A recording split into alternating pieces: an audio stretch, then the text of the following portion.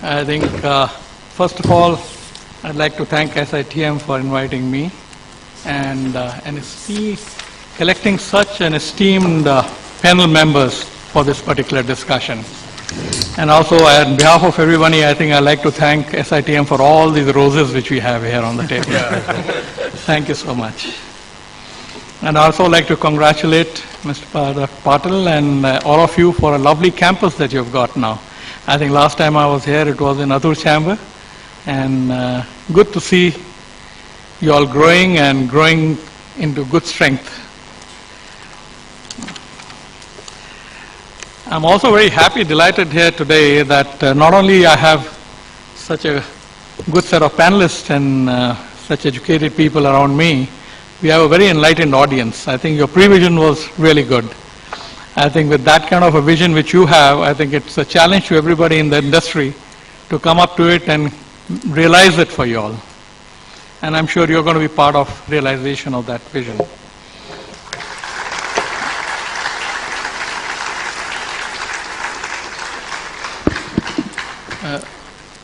What we have tried to do, we had a small chat before we came here, and I think we have all decided that we'll focus ourselves to some 5 different questions so that we are focused into what each one of us wants to talk about.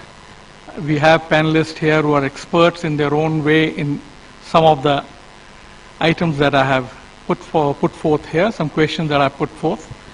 And you would be there to hear their practical and actual point of view and not a theoretical point of view, so that there are some myths, some hype by media and all those things which are created.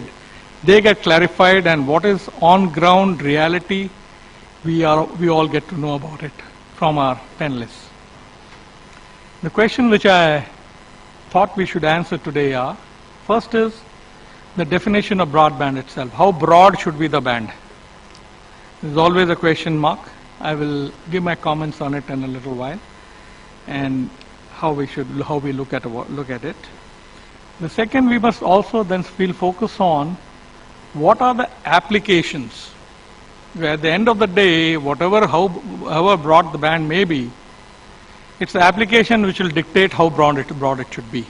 So we'll talk about the applications, what are required today, what are visualized for tomorrow, and then take a call later on that whatever bandwidths and so on that we are looking at broadband, does it suffice to meet that, and how does it provide that?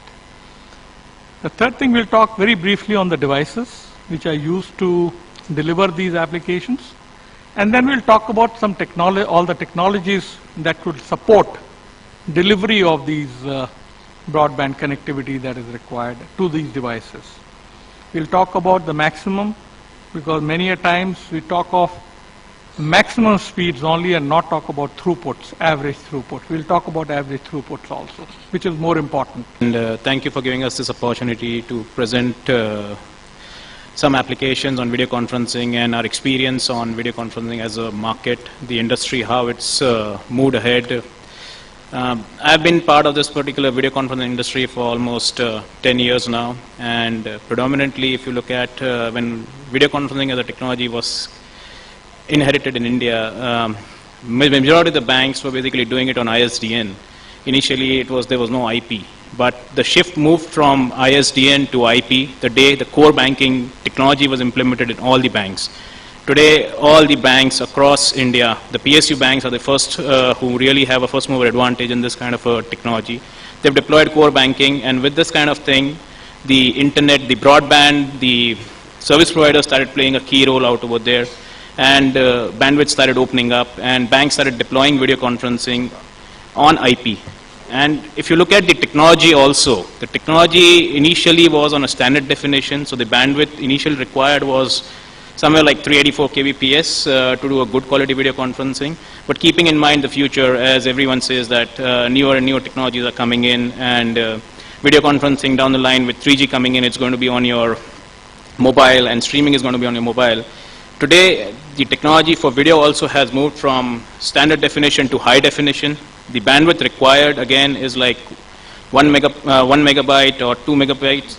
Leave a thought with you, and we will evolve it as we progress into the discussion.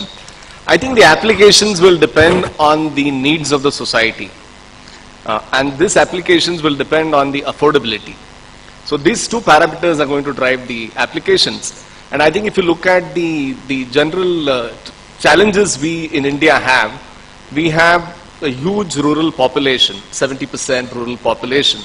And many of them, have huge challenges in terms of getting the right education, getting the right health care, there are 70% or more of people live in agriculture. So there is a lot of market intermediation. India today is number 2 in the wireless world already.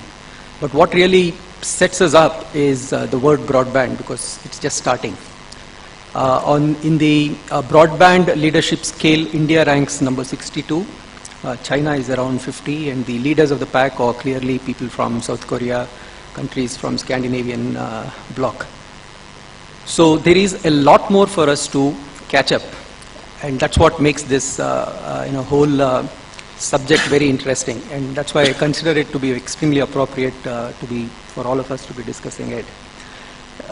Broadband would definitely open up a lot of new frontiers for people involved in telecom, but today being a august gathering of students here, you're students today, but I'm sure that you're all going to be the leaders in the telecom field in the years to come. So I thought I would plant an idea for you to mull over, think through, and then come out with some kind of solutions, and what we really need this broadband to do for this country in order to have an impact not just on economy but on the overall lifestyle of the people, is to look at rural India as a target market.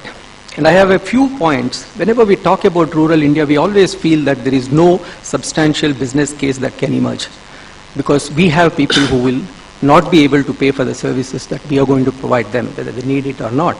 But that is wrong. Just think about it, some of the points. Today we have a tele-density in the rural India which is just about 24%. And not that the entire rural India is potentially people who can buy services. But if you look at a target consumer there, it's roughly around 200 million people who can afford to pay for telecom services. And right now it's about 80 million who are in the gamut of telecom services. So there is a huge untapped potential for one to look at. And the GDP of India is around $1,200 billion, and the agriculture sector contributes almost 18% to that. This is extremely significant. And one very important aspect which struck me when I was looking at it is that the overall potential of consumer spend that is available in rural India today is about $100 billion, and they estimate with valid reasons that in about next 10 to 15 years it's going to be something like around $600 billion. And this itself will be much, much more than South Korea or any of the leaders of the broadband scale put together. So there is a tremendous potential here, and I request you to look at it not just from a business perspective, but also from an angle of getting an opportunity for you all to do something very meaningful. Thank you, Sandeep. Sandeep, your views, please. Nice to be here again. I was here 3 months back, and it's good to be at SITM again. Thanks for the opportunity. Just to continue on the discussion, actually, I think we talked about video as the main driving force, especially for the Indian market where things are going to be different, and people looking at either medical or entertainment or education. The video is going to be the key factor, and the wireless broadband, because the penetration of a fixed line from a broadband perspective is not going to be that huge in India, is basically the wireless broadband that's going to be the killer market. Even if you see from the application point of view, today the second generation, the most profitable business is the SMS business. And knowing the Indian mentality and Indian stuff, the kind of applications that are going to be possible because of the third generation and the fourth generation broadband availability, there will be a lot of things that will be available today to the rural market which they don't have access. Of course, the business model, the costing and other things will determine how much penetration can happen, but surely that will be the driving force from an Indian market perspective. For the definition of broadband, right? I mean, that was the key question. Well, there would be difference of opinion about what is the right average throughput or what is the right speed, but the basic criteria remains. I mean, broadband should be something that is always on, something that I can depend on. And while we are, the panel is talking about the lack of broadband in rural markets and the different business models to take broadband to the rural areas. For me as a business user, I mean, I work from home all the time and I'm dependent on broadband.